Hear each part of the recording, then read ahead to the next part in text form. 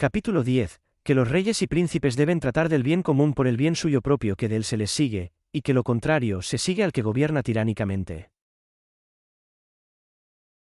Pues a los reyes se les propone un premio tan grande en la bienaventuranza, deben procurar con diligente cuidado no inclinarse a la tiranía, porque ninguna cosa les debe ser más acepta que de la honra real con que son sublimados en la tierra y ser transferidos a la gloria del reino celestial, y yerran los tiranos que por algunas comodidades de la tierra se privan de tan grande premio, el cual pudieran alcanzar gobernando justamente, porque cuan necia cosa sea por cosas tan pequeñas y por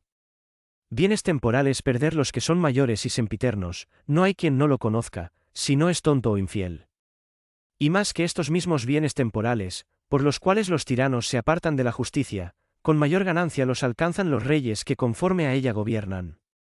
Lo primero, porque entre las cosas del mundo ninguna hay que dignamente se pueda preferir a la amistad, porque ella es la que junta y aúna a los virtuosos y conserva y levanta la virtud, y es de quien todos tienen necesidad en cualquiera negocio que hayan de tratar, y la que oportunamente entra en las cosas prosperas y en las adversas no desampara a los hombres. Ella es la que es causa de los mayores contentos, de tal suerte que cualquiera cosa, por delectable que sea, sin amigos se convierte en cansancio y enfado, y las que son ásperas el amor las hace fáciles y de ninguna pesadumbre, ni ha habido tan gran crueldad de tirano que no se deleitase con la amistad. Porque como Dionisio, tirano de Siracusa, quisiese matar a uno de dos amigos que se llamaban Damon y Pitias, y el que había de ser muerto alcanzase del tirano tiempo para ir a su tierra y componer sus cosas, quedando el otro en su poder por fiador de la vuelta de su amigo, y llegándose el día del plazo, visto que el ausente no venía, todos confirmaban por necio al fiador, pero él decía que no temía falta de la constancia de su amigo, el cual volvió a la misma hora que había de ser muerto. Y entonces admirado el tirano del ánimo de entrambos, les perdonó el castigo movido de ver su fe y grande amistad, y les rogó que le admitiesen a ser tercero en ella. Pero este bien de la amistad no le pueden alcanzar los tiranos, aunque le deseen, porque vemos que los que se tratan, se juntan en amistad o por parentesco o por semejanza de costumbres o por otro modo de comunicación o compañía. Poca pues puede ser la amistad entre el tirano y los súbditos. Porque, como se sienten oprimir por la tiránica injusticia, y echan de ver que no los aman, de ninguna manera pueden ellos amar, ni tienen los tiranos por qué quejarse de sus vasallos si no los aman, pues no son tales para ellos que merezcan ser amados. Mas los buenos reyes, cuando tratan con cuidado del provecho común, y que los súbditos conocen que por su causa se les siguen bienes y comodidades, son amados de todos, porque muestran que los aman, porque en una multitud de gente no cae tan gran malicia que tengan odio a sus amigos, y que a sus bienhechores les den mal por bien. Y así de este amor nace que el reino de los buenos reyes es estable y permanente, cuando por sus súbditos no rehusan de ponerse a cualesquiera peligros. De lo cual tenemos ejemplo en Julio César, de quien refiere Suetonio que de tal manera amaba a sus soldados, que sabiendo la muerte de algunos no se quitó el cabello ni la barba hasta vengarlos, con lo cual hacía tan aficionados sus soldados que siendo algunos de ellos presos por sus enemigos, dándoseles libertad con condición que militasen contra César, no la quisieron aceptar. Y también Octaviano Augusto, que usó del imperio modestísimamente, de tal manera era amado de sus vasallos, que muchos al tiempo de la muerte mandaban cumplir los votos que habían hecho porque los dioses le diesen más vida que a ellos mismos, viendo que se les cumplía su deseo. No es pues fácil que se perturbe el dominio del príncipe, a quien el pueblo ama con tan común voluntad, por lo cual Salomón dice en el 29 de los Proverbios, el rey que juzga a los pobres conforme a la justicia, será confirmado en su trono para siempre, pero el dominio del tirano no puede durar mucho, porque es odioso a todos y no puede conservarse largo tiempo lo que repugna al deseo de muchos, porque apenas hay en el mundo ninguno que pase su vida sin tener algunas adversidades, y así no puede faltar ocasión de levantarse contra el tirano en algún tiempo de adversidad, y en habiéndola, no falta de muchos alguno que use de la ocasión, y al que se levantare le seguirá el pueblo de su voluntad, y no podrá fácilmente quedar sin efecto, lo que se intenta con la ayuda de muchos, y así apenas puede suceder que el dominio del tirano dure por largo tiempo. Y esto se verá manifiestamente, si cada uno considera con lo que se conserva el dominio de los tiranos, porque no se conserva con amor. Pues, como queda dicho, entre el tirano y los súbditos poca o ninguna amistad puede haber, y de la fe de los vasallos no se pueden confiar los tiranos, porque no se halla tanta virtud en algunos que por razón de la fidelidad se detengan de no sacudir de sí, si pueden, el yugo de una no debida servidumbre, y por ventura, conforme a la opinión de muchos, no será contra fidelidad librarse por cualquiera camino de la tiránica malicia, y así es llano que solo con el temor se sustenta el gobierno del tirano, y por esto procuran con todas veras ser temidos de los súbditos. El temor, pues, es débil fundamento, porque los que están sujetos por temor, si viene la ocasión de poderse levantar contra los que mandan, lo harán con tanto mayores veras cuanto más contra su voluntad y por solo temor eran oprimidos, como el agua que está encerrada por violencia cuando haya la salida rompe con mayor ímpetu, y aun este mismo terror de los súbditos es peligroso para el tirano, siendo así que muchos por demasiado temor han dado en desesperación, y la desesperación de remedio precipita a intentar cualquier cosa atrevidamente, y así no puede el dominio del tirano ser durable. Y esto no se prueba menos con ejemplos, porque cualquiera que mirare los hechos de los antiguos, y los sucesos de los modernos, apenas hallará que gobierno de tirano haya sido muy largo.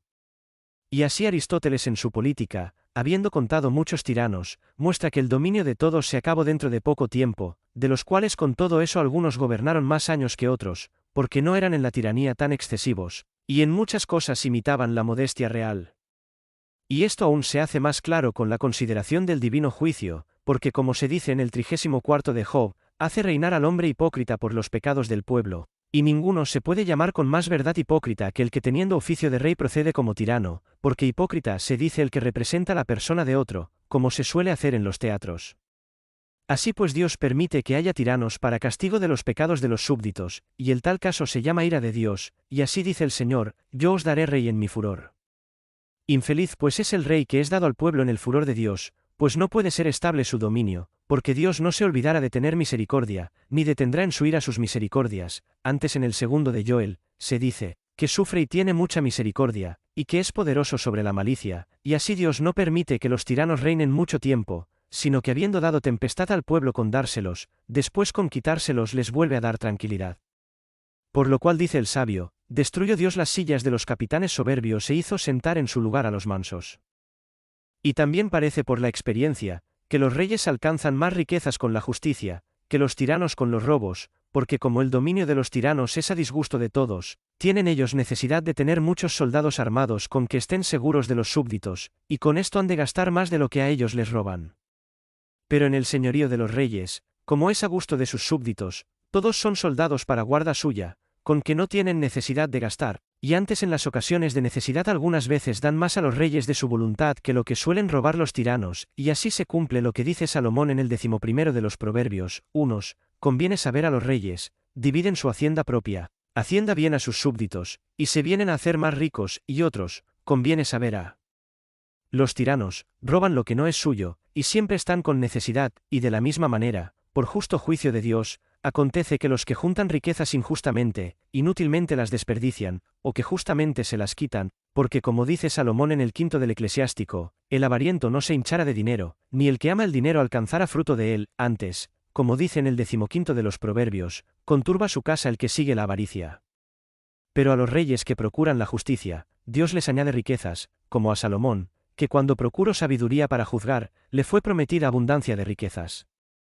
De la buena fama parece superfluo hablar, porque, ¿quién dudara que los buenos reyes no solo en la vida pero aún después de la muerte, viven en cierto modo en las alabanzas de los hombres, y que siempre dura el deseo de ellos? Pero el nombre de los malos o se acaba luego, o si fueron excelentes en malicia, detestándolos nos acordamos de ellos, de donde Salomón dice en el 10 de los Proverbios, la memoria del justo con alabanzas, pero la del malo se pudrirá, porque se acaba o dura con hediondez.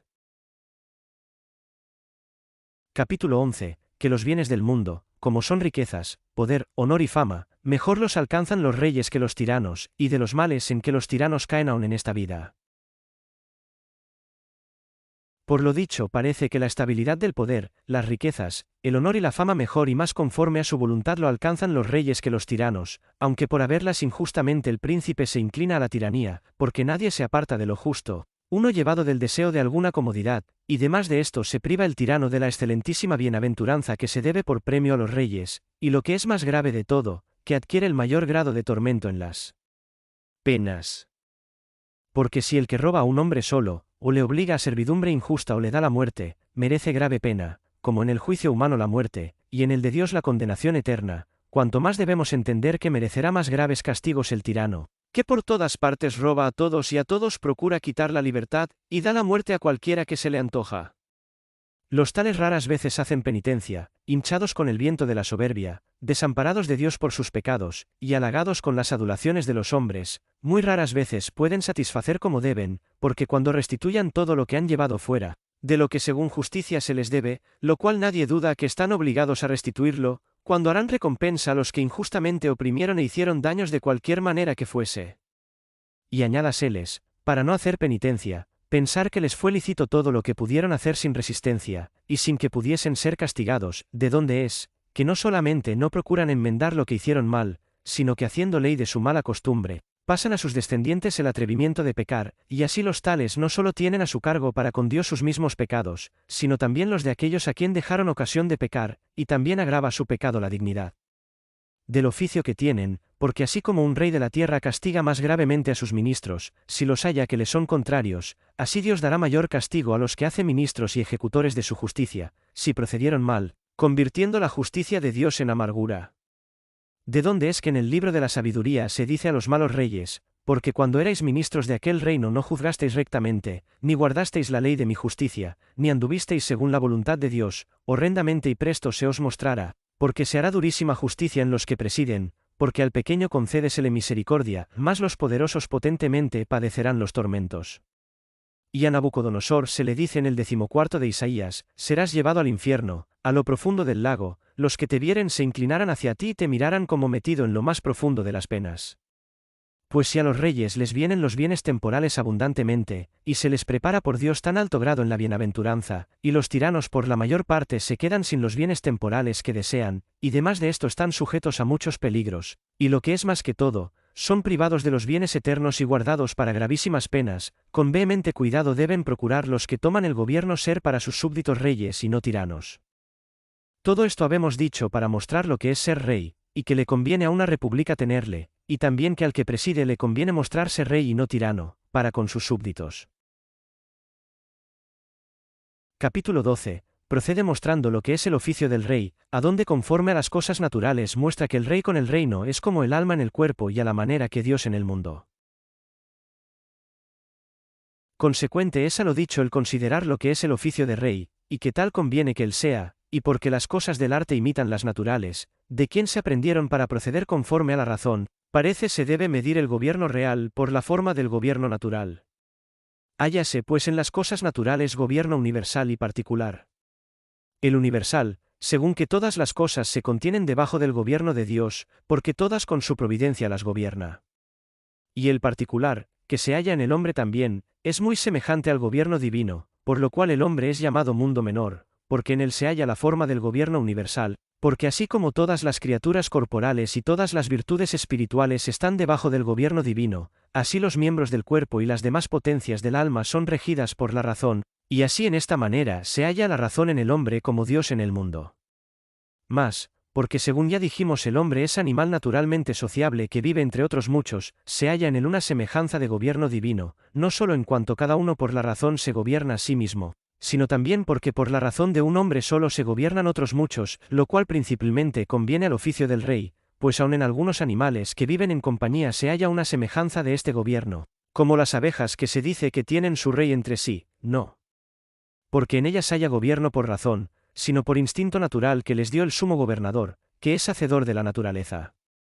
Conozca pues el rey que el oficio que tiene es ser en su reino como el alma en el cuerpo y como Dios en todo el mundo, que si considera esto, por una parte se le encenderá el celo de la justicia, mirando que está puesto en lugar de Dios para juzgar a su reino, y por otra parte se hará manso y clemente, teniendo a cada uno de los que están debajo de su gobierno por propios miembros suyos.